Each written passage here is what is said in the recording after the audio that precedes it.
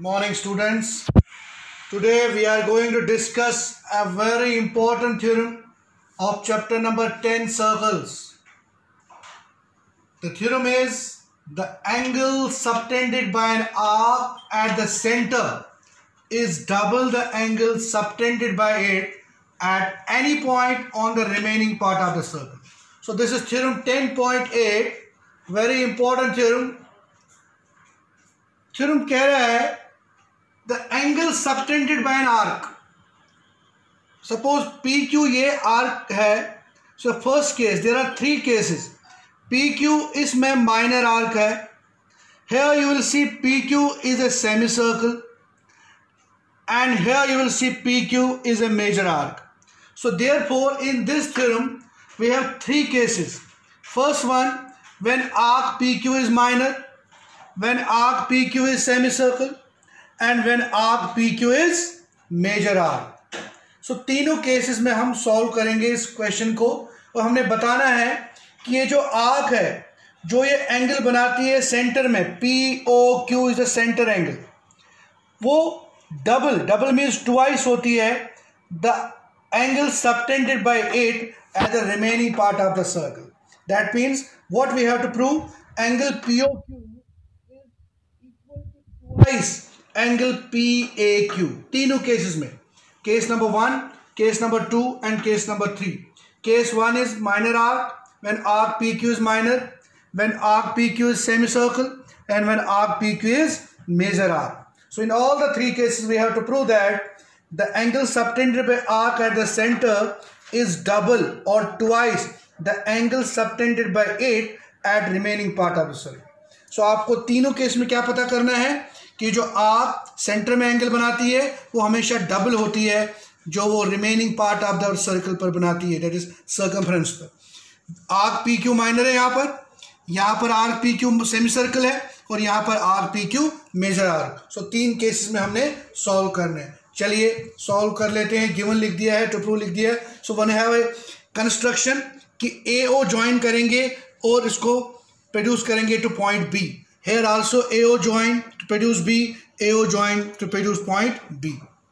So construction is join AO and produce it to point B. Now let us start the proof. So we have three cases here. So तीन case क्या है, PQ minor arc. So लिखेंगे हम, there are three cases. Number 1, when the arc PQ is minor. Second, when the arc PQ is semicircle. And third, when the arc PQ is major. So now solve करेंगे. पहले देखिए, but students, अगर हम ये triangle लेंगे case number 1 और in all the three cases, अगर आप तीनों केस में in all the three cases लिख रहे हैं, तीनों केसेस में आप क्या देख रहे हो, triangle OAP. So triangle OAP में आप देख रहे हो OA is equal to OP, OA is equal to OP, OA is equal to OP. So in triangle OAP, OA is equal to OP. क्यों? Radius of the same circle है ये, radius है ये. अब एंगल 1 जो है, angle 2 plus angle 3, angle 1 is equal to angle 2 plus angle 3, angle 1 2 plus angle 3, angle 1 2 plus angle 3. क्यों? Because an exterior angle, क्योंकि ट्राइंगल जो है OAP एक ट्राइंगल है, ऐसा ट्राइंगल इस तरह से OAP, एंगल 1 है आपका इधर, ये एंगल 2 और angle 3. So exterior angle, because exterior angle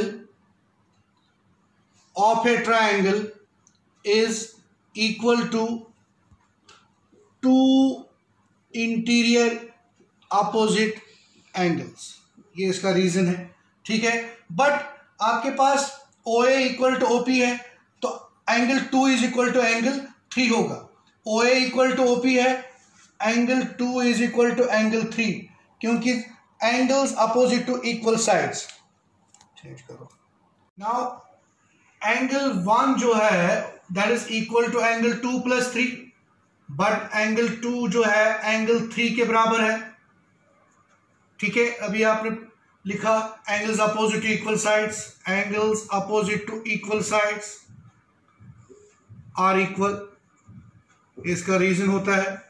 so angle 1 is equal to angle 2 और 3 बराबर, तो 2 की जगह हम 3 लिख सकते हैं। So we get angle 1 is equal to twice angle 3, और इसको हम फर्स्ट इक्वेशन मानेंगे।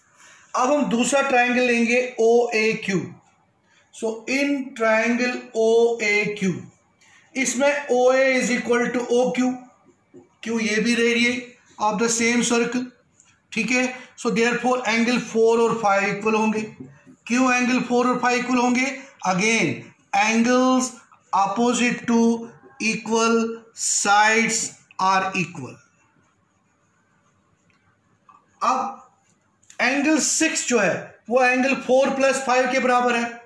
Angle 6 is equal to angle 4 plus 5। Same reason, क्या रीजन? Exterior angle sum property. Exterior angle sum property क्या होता है बच्चों? कि एक्सटीरियर एंगल जो होता है ट्राइंगल का वो equal to sum of 2 interior opposite angles के बराबर होता है। लेकिन 4 और 5 बराबर है तो हम लिख सकते हैं angle 6 is equal to angle 4 plus angle 4। So that means angle 6 is equal to twice angle 4, और ये आपकी सेकंड आ गई। पहली क्या है? Angle 1 is twice angle 3। 6 क्या है दूसरी वाली? Angle 6 is twice angle 4। अब हम दोनों को ऐड करेंगे, equation 1 equation 2। So we get angle 1 plus angle 6 is equal to twice angle 3 plus twice angle 4, ठीक है। तो ऐड करेंगे फर्स्ट और सेकंड को। Adding equation 1 and 2, we get angle 1 plus angle 6 is equal to twice angle 3 plus twice.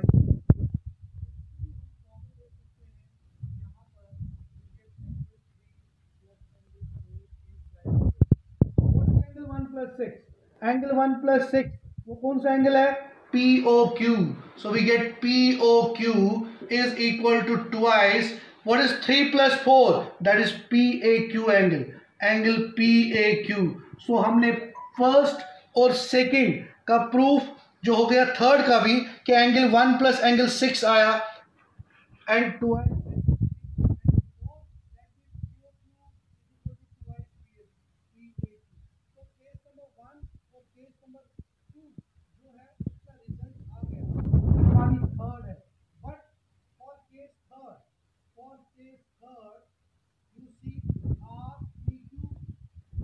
PQ is a major arc.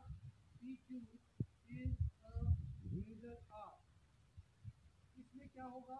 PQ जो है major arc है, तो POQ एंगल इससे क्या आएगा? रिफ्लेक्ट एंगल आएगा।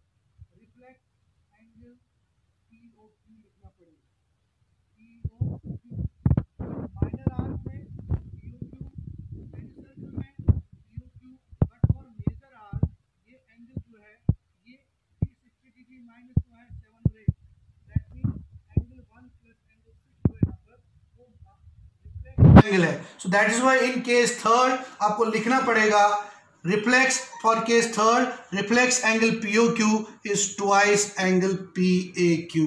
So तीनों केसों में हमने प्रूव किया कि जो सेंटर में एंगल बनाता है arc, the angle subtended by arc at the center is always double or twice the angle subtended by it at the remaining part of the circle.